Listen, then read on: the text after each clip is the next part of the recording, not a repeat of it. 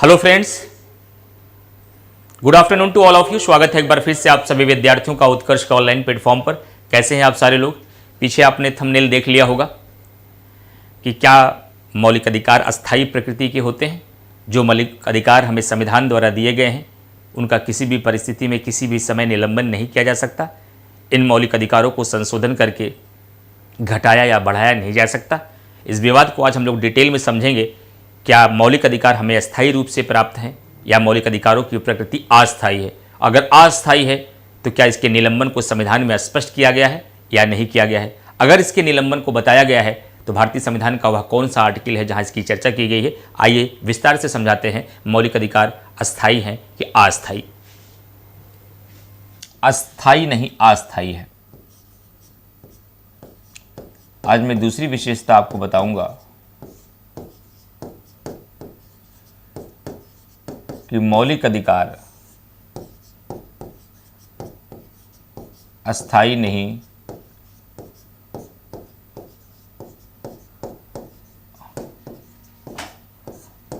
अस्थायी है। मतलब फंडामेंटल राइट्स परमानेंट नहीं है। तो विद्यार्थी प्रश्न करते हैं मौलिक अधिकार अस्थायी है, इसका मतलब क्या हुआ? इसका पहला मतलब यह हुआ कि संसद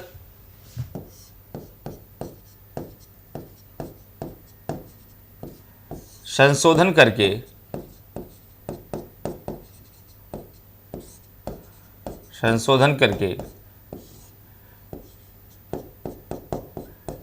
मौलिक अधिकारों को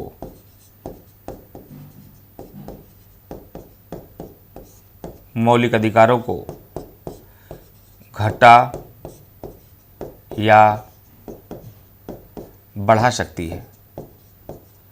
मौलिक अधिकारों को घटा या बढ़ा सकती है। साथ ही साथ कुछ विशेष परिस्थितियों में, कुछ विशेष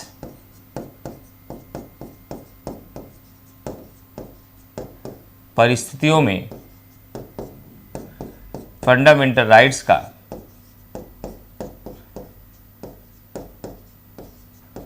निलंबन भी किया जा सकता है।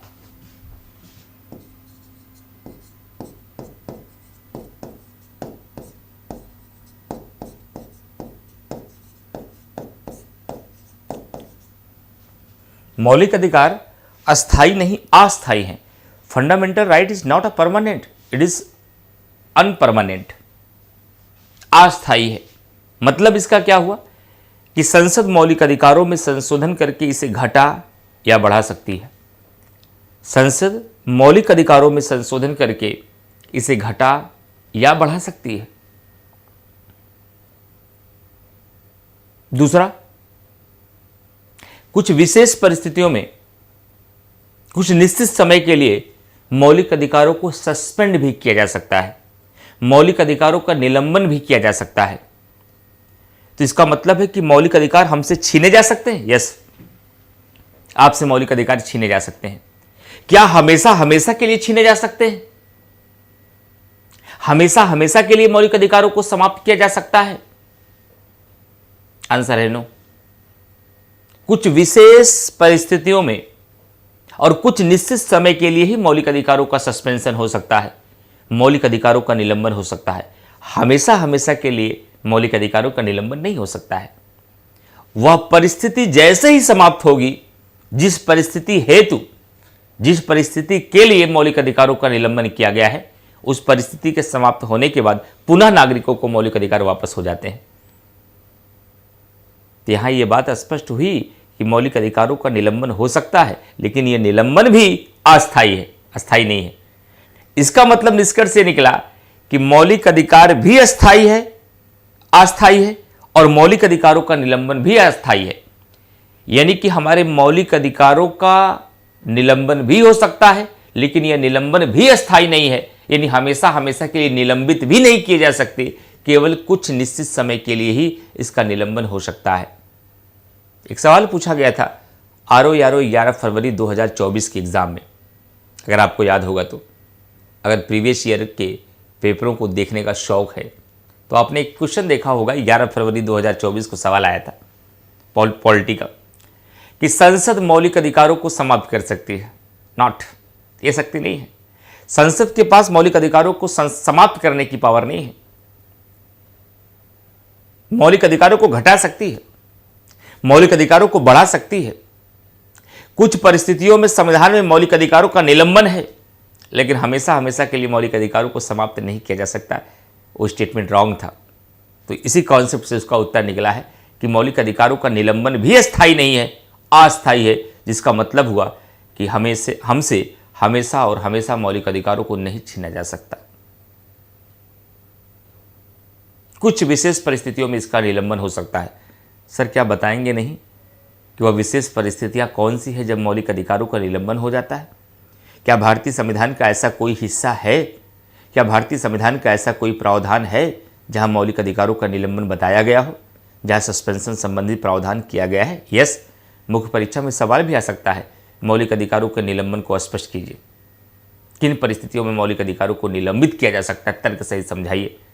तब आपको केवल रट के नहीं, आपको संविधान में उन हिस्से को झलक दिखानी होगी जहां पर मौलिक अधिकारों के निलंबन के संबंध में प्रावधान किए गए हैं। जैसे अगर मौलिक अधिकारों के निलंबन की बात की जाए, फंडामेंटल राइट्स के सस्पेंशन की बात करें, फंडामेंटल राइट्स के निलंबन की बात करें, इसके सस्पेंशन की बात करें तो भारतीय संविधान के अनुच्छेद 398 में, 359 में, अनुच्छेद 31 का में, अनुच्छेद 31 खा में, अनुच्छेद 31 गा में, अनुच्छेद 33 में, अनुच्छेद 34 में, इन स्थानों पर मौलिक अधिकारों का निलंबन बताया गया है। और जिन बच्चों के पास ये कीवर्ड नहीं है, मेंस में कुछ भी लिख के आ जाएंगे लेकिन नंबर नहीं मिलेगा जब तक आप इसका हवाला नहीं देंगे। हवाला का मतलब है एग्जाम्पल नहीं देंगे। जब तक आप ये उदाहरण पेश नहीं करेंगे, जब तक आप आर्टिकल 358, 359, आर्टिकल 31 का, 31 खा, 31 गा, 33 और 34 को स्पष्ट नहीं करेंगे, तब तक आप ये प्रूफ नहीं कर सकते कि मौलिक अधिकारों का निलंबन होता है। तो क्या ये केवल मेंस के लिए इंपॉर्टेंट है? नहीं, इसी मेंस के भीतर प्रीलिम्स के बहुत सारे प्रश्न छिपे हुए हैं जो गहरे सवाल हैं, जिसको आपको गहराई से पढ़ना पड़ता है। कमेंट जो भी होगा, जो भी पूछना होगा सब कर दीजिएगा, जवाब सबका लास्ट में 5 मिनट में ही देंगे। पढ़ाना स्टार्ट हो गया तो इसलिए बीच में अब हम कोई बातचीत आपसे नहीं करेंगे, पूरे मुद्दे को समझाएंगे। जो भी किसी का डाउट, कुछ भी पूछना हो कमेंट करके छोड़ दीजिएगा, उत्तर हम लास्ट में सबका देंगे आपको। तो मैंने कहा कि मौलिक अधिकारों का निलंबन किस में हो सकता है, तो मौलिक अधिकारों का निलंबन 358 में, 359 में, 31 का में, 31 खा में, 31 गा में, 33 में, 34 में, इन अधिकारों में मौलिक अधिकारों का सस्पेंशन बताया गया। क्या कहा गया है, अगर इसको आपने स्पष्ट से समझ लिया तो इसी से बहुत सारे प्रीलिम्स के सवाल भी क्लियर होंगे और इसका पूरा निचोड़ मेंस का एक प्रश्न आपको तैयार कर देगा। अब आइए दिखाते हैं निलंबन के बारे में विस्तार से। प्रत्येक निलंबन के बारे में समझाते हैं। फंडामेंटल राइट्स का सस्पेंशन,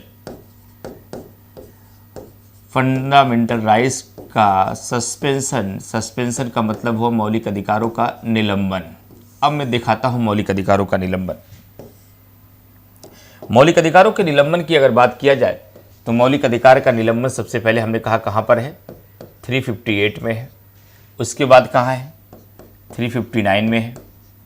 उसके बाद कहां है, 31 का में है। उसके बाद कहां है, 31 खा में है। उसके बाद कहाँ है, 31 खा में है। उसके बाद कहाँ है, 31 गा में है। उसके बाद कहाँ है, 33 में है। उसके बाद कहाँ है, 34 में। ये सब आर्टिकल हैं जहाँ पर मौलिक अधिकारों का सस्पेंशन बताया गया है। विस्तार से समझाता हूँ कि मुद्दे को समझोगे अच्छे से। प्रीलिम्स के भी बहुत सारे पॉइंट्स क्लियर होंगे और मेंस का एक सवाल क्लियर हो जाएगा आपका। आर्टिकल 358 कहता है जब देश में नेशनल इमरजेंसी लागू हो, जब देश में नेशनल इमरजेंसी लागू हो, नेशनल इमरजेंसी को आप बोलते हैं राष्ट्रीय आपात। जब देश में राष्ट्रीय आपात लागू हो तो भारतीय संविधान का भाग 3 का मौलिक अधिकार का आर्टिकल 19 स्वतः निलंबित हो जाता है। आर्टिकल 19 जो है ये स्वतः निलंबित हो जाता है। जैसे ही मैं ये बात बोलता हूं कि राष्ट्रीय आपात के समय आर्टिकल 358 ये कहता है कि मौलिक अधिकार का आर्टिकल 19, जिसमें प्रेस की स्वतंत्रता, बोलने की स्वतंत्रता, हथियार रहित सम्मेलन की स्वतंत्रता, समूह और संघ बनाने की स्वतंत्रता, भारत में कहीं भी आबाद संचरण की स्वतंत्रता, भारत में कहीं भी बस जाने की स्वतंत्रता, अपनी मर्जी का व्यवसाय चुनने की स्वतंत्रता आपको प्राप्त है, जो मैं आपको आर्टिकल 19 में पढ़ाऊंगा, यह अपने आप समाप्त हो जाता है। यह आर्टिकल 19 अपने आप समाप्त हो जाता है। तो विद्यार्थी हमसे सवाल करते हैं, सर अपने आप कैसे समाप्त हो जाता है? वैसे समाप्त हो जाता है जैसे कि लाइट कटने के बाद अपने आप इन्वर्टर चल जाता है। जब आपके घर में लाइट कटती है तो इन्वर्टर चलाने के लिए कोई बटन दबाना पड़ता है, या लाइट जल करते ही इन्वर्टर अपने आप चल जाता है? तो शायद आपका उत्तर होगा कि सर लाइट कटते ही इन्वर्टर अपने आप चल जाता है, चलाने की आवश्यकता नहीं पड़ती। उसी प्रकार से जैसे ही हमारे देश में नेशनल इमरजेंसी लगेगी, राष्ट्रीय आपात लगेगा अनुच्छेद 352 के तहत, वैसे ही आर्टिकल 358 कहता है आर्टिकल 19 यानी प्रेस की स्वतंत्रता अपने आप समाप्त हो जाएगी। इसके लिए राष्ट्रपति को कोई आदेश नहीं निकालना पड़ेगा।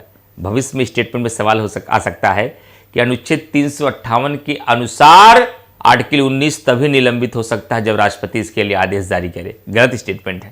राष्ट्रपति को किसी आदेश की जरूरत नहीं है। राष्ट्रपति को इसके लिए कोई भी आदेश नहीं निकालना होता है। जैसे ही देश में नेशनल इमरजेंसी लगेगी, प्रेस की स्वतंत्रता अपने आप समाप्त हो जाएगी, आर्टिकल 19 अपने आप समाप्त हो जाएगा। ध्यान से पूरे पॉइंट को समझिएगा जब तक मैं पूरा समझा ना दूं। समझाने के बाद मैं फिर पूछूंगा, किसी बच्चे को कोई डाउट, कोई संदेह हो तो बताइएगा। पूरा कंसंट्रेशन पूरे टॉपिक को समझने में लगाइएगा, एक एक पॉइंट्स क्लियर कर देंगे हम आपका। ठीक है, परेशान होने की बिल्कुल जरूरत नहीं, लेकिन कंसंट्रेशन लेवल हाई रखिएगा अपना।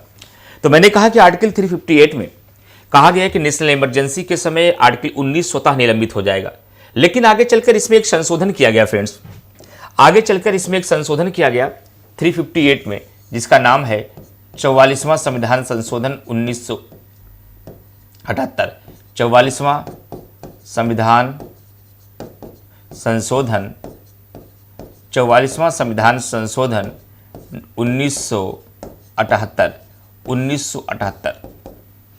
और 44वें संविधान संशोधन 1978 में कहा गया, यदि राष्ट्रीय आपात का आधार, शब्द पे ध्यान दीजिएगा, यदि राष्ट्रीय आपात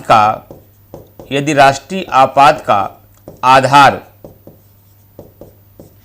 युद्ध या बाह्य आक्रमण रहता है, युद्ध या बाह्य आक्रमण रहता है, युद्ध या बाह्य आक्रमण रहता है, तब तो आर्टिकल 19 निलंबित होगा। अगर राष्ट्रीय आपात का आधार सशस्त्र विद्रोह है, अगर राष्ट्रीय आपात का आधार सशस्त्र विद्रोह है, तो आर्टिकल 19 अपने आप निलंबित नहीं होगा। यह व्यवस्था मूल संविधान में नहीं थी। इस व्यवस्था को 44वें संविधान संशोधन 1978 द्वारा जोड़ा गया और कहा गया कि भारत में नेशनल इमरजेंसी 3 आधार पर लगता है, युद्ध के आधार पर, बाह्य आक्रमण के आधार पर, सशस्त्र विद्रोह के आधार पर। यदि नेशनल इमरजेंसी का आधार युद्ध या बाह्य आक्रमण है, तब तो आर्टिकल 19 अपने आप निलंबित होगा। अन्यथा सशस्त्र विद्रोह के आधार पर यदि देश में नेशनल इमरजेंसी लगेगी तो आर्टिकल 19 निलंबित नहीं होगा। मेरा इतने बोलते ही आपके मन में बहुत सारे सवाल कौंधेंगे। कौंधने का मतलब होता है गूंजेंगे कि सर युद्ध क्या होता है, बाह्य आक्रमण क्या होता है, सशस्त्र विद्रोह समझा दीजिए। क्योंकि मैं आपकी मनोदशा बहुत अच्छे से पहचानता हूँ कि आपकी मांसपेशियों में क्या चलता है।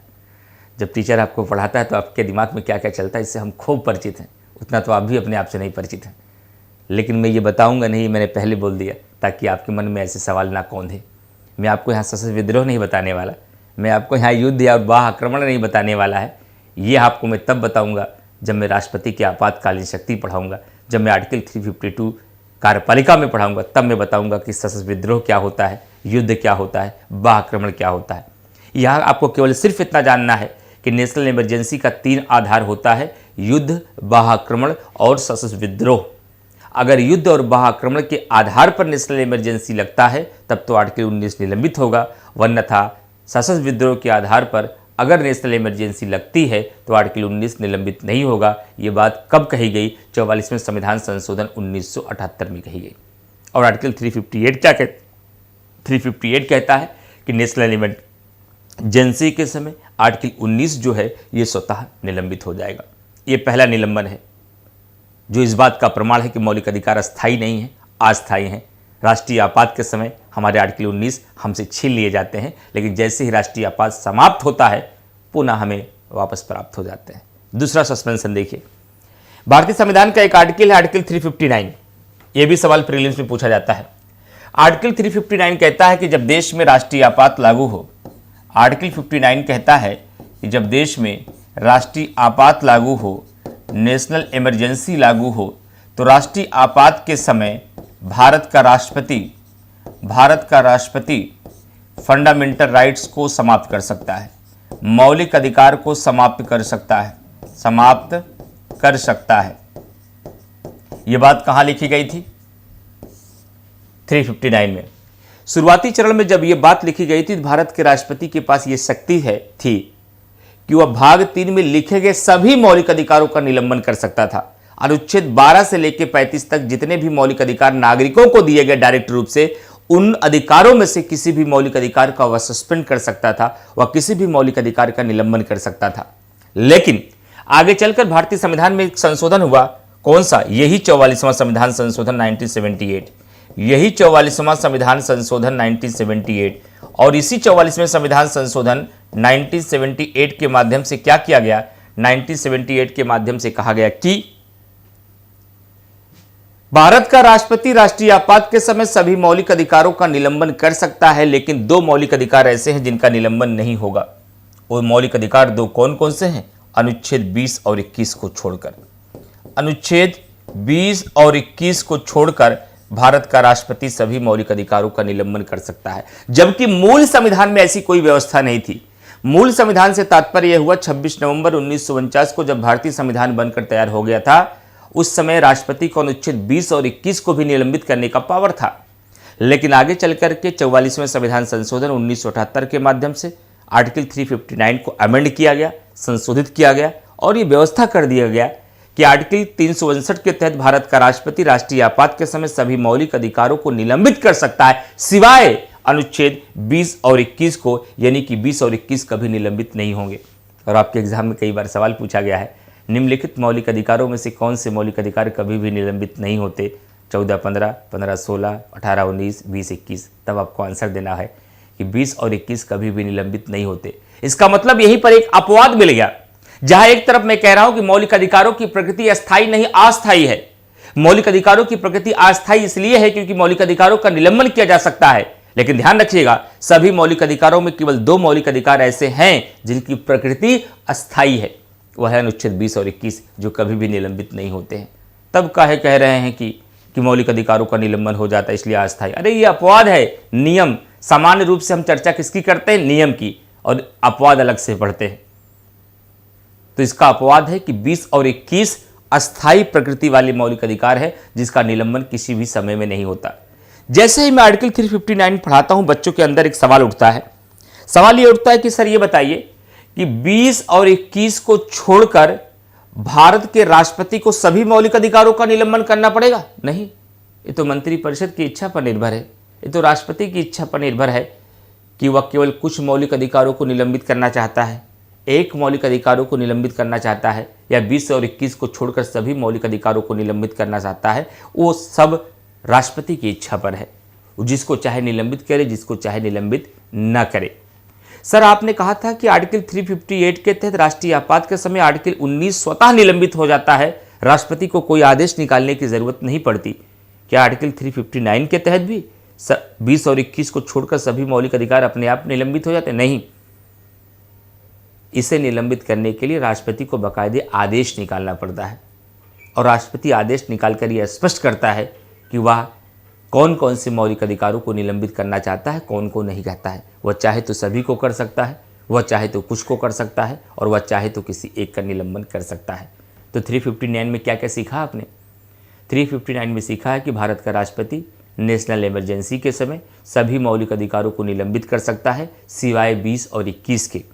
प्रारंभ में 20 और 21 भी निलंबित होते थे, लेकिन 44वें संविधान संशोधन 1978 के द्वारा यह व्यवस्था कर दिया गया कि 20 और 21 निलंबित नहीं होंगे, जिससे यह निष्कर्ष निकलता है कि अनुच्छेद 20 और 21 की प्रकृति अस्थायी है, ये कभी भी निलंबित नहीं होते हैं। इनको छोड़कर बाकी अन्य किसी भी मौलिक अधिकारों को राष्ट्रपति निलंबित करने की शक्ति रखता है अपने विवेक का अनुसार। जिसके लिए राष्ट्रपति को आदेश निकालने की जरूरत पड़ती है।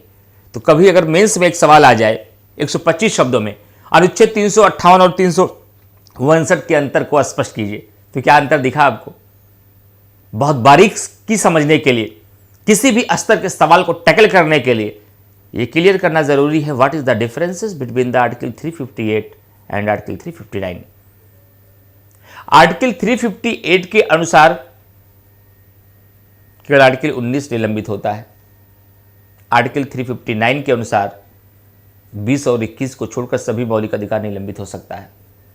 आर्टिकल 358 के तहत मौलिक अधिकारों का निलंबन करने के लिए किसी आदेश को निकालने की जरूरत नहीं होती है, जबकि 359 के तहत मौलिक अधिकारों को निलंबन करने के लिए आदेश निकालने की जरूरत पड़ती है। आर्टिकल 358 के तहत आर्टिकल 19 तभी निलंबित होता है जब राष्ट्रीय आपात का आधार युद्ध या बाह्य आक्रमण हो, लेकिन आर्टिकल 359 के तहत किसी भी मौलिक अधिकारों का निलंबन किया जा सकता है, चाहे जिस आधार पर मौलिक राष्ट्रीय आपात लगा हो, चाहे युद्ध के आधार पर, चाहे बाह्य आक्रमण के आधार पर, चाहे सशस्त्र विद्रोह के आधार पर। मैंने बोल दिया ना, मैंने बता ही दिया ना। उषा वर्मा, आपने कमेंट करने के पहले मैंने बता दिया कि आर्टिकल 359 में किस आधार पर इमरजेंसी लग सकती है। 359 के आधार पर इमरजेंसी नहीं लगती है, इमरजेंसी 352 के आधार पर लगती है। इमरजेंसी के समय मौलिक अधिकारों पर प्रभाव क्या पड़ेगा ये 359 में बताया गया है, और 359 में ये कोई भी प्रतिबंध नहीं लगाया गया है कि राष्ट्रीय आपात का आधार क्या होना चाहिए। चाहे जिस आधार पर राष्ट्रीय आपात लगा हो, लेकिन मौलिक अधिकार हमारे निलंबित हो जाएंगे, चाहे युद्ध के आधार पर, चाहे बाह्य आक्रमण के आधार पर, चाहे सशस्त्र विद्रोह के आधार पर, चाहे जिस आधार पर इमरजेंसी लगा हो, भारत का राष्ट्रपति 20 और 21 को छोड़कर सभी मौलिक अधिकारों को निलंबित कर सकता है। यह राष्ट्रपति का अपना विवेक होगा कि कौन से मौलिक अधिकारों को निलंबित करने की आवश्यकता है, कौन से नहीं। इसकी वजह क्या होगी, इसके संबंध में संविधान मौन है, संविधान ने इसके लिए कोई स्पष्टीकरण नहीं दिया है। आगे बढ़िए। आर्टिकल 31 का अनुच्छेद 31 का और 31 का ये मूल संविधान में नहीं थे, पहले ये जान जाइए।